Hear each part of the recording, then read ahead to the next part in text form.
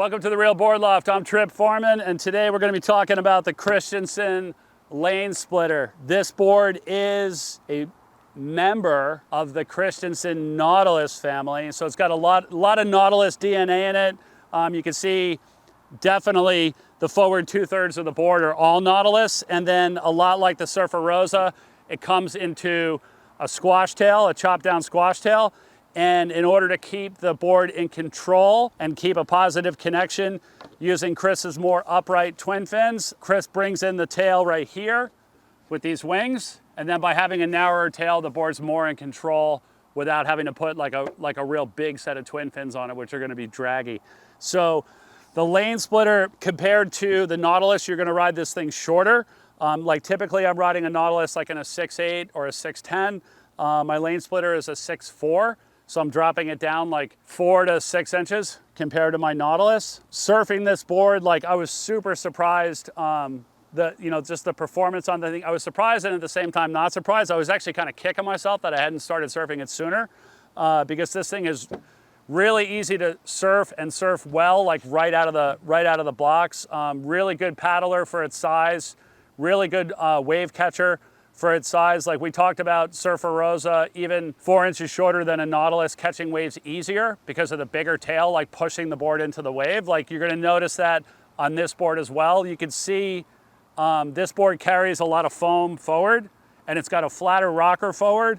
And with the squash tail on the back, it's got a bigger back on the board, or bigger like transom on the boat, to push it into the wave, to get into the wave sooner. So you actually find yourself up and planing and up to your feet a lot sooner than you would think on a shorter board. So it just makes it easier to be like up at the top of the wave and going and generating speed really easily. Obviously, compared to the Nautilus, it's shorter, so it's more maneuverable. So it definitely fits in more turns and harder turns, like kind of more rippable turns than a Nautilus. Nautilus is more drawn out, carving, like almost like kind of deep powder snowboarding turns, where this board is, more performance shortboarding turns. Although with the twin fin, you can generate a lot of speed, and there is a lot less friction, obviously, than a thruster. You know, most recently, the day that I surfed this board was here at the Avon Pier, like locally, like a pier break, like a nice A-frame rights and lefts, and just a super fun day. And it was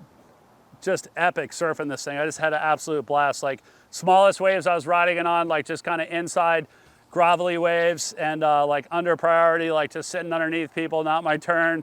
And it just absolutely rocket ship down the line. And then on the sets, still plenty of foam, plenty of paddle power to get in when you want to, scrape into a wave and get in when you want to, but still plenty of control, and just absolutely blazing fast down the line. Super, super fun. You see a lot of the Christenson riders, whether it be at the point breaks in Mexico using this board, or like crazy Indo waves, like waves way outside of like what you would see people riding twin fins on. And I think this board kind of defines new era high performance twin fin surfing. A lot of people think, like when they think twin fin, they immediately think like some early 80s twin fin that they had that wasn't really all that good, or that they had heard about, and they're fast, but they're kind of slidey, and I'm not really sure, and I don't know, like I'm not a twin fin guy. Like this board will completely change your mind about like what a twin fin can do, because it works in small waves, it works in better waves, it works in juice. And a lot of that has to do with the board being a completely different shape and foil and rocker than what they were using back then. Focusing on the tail, making sure that the tail design works with the fin area and the fin leading edge angle, and then also the fin placement, like pushing the fins closer to the tail so you have a more positive connection and you're not going to slide out. So if you put them far forward, that's going to make the board looser, but it's also going to make it like kind of drifty and sketchy. If you put them further back, it's going to make it more positive. So having them in the right position, having the tail dimensions be the right width to the fins, and also matching the actual design of the board to a twin fin in general is going to make the board a lot more performance oriented. And Chris absolutely nailed it with this. These boards, you're typically going to see them like low 5s. I think probably 5'2" is the shortest I've seen a lane splitter. Longest one I've seen is 7'0", 7'2". Meat and potato sizing is going to be like 5'4", 5'6", up to like 6'4", 6'6".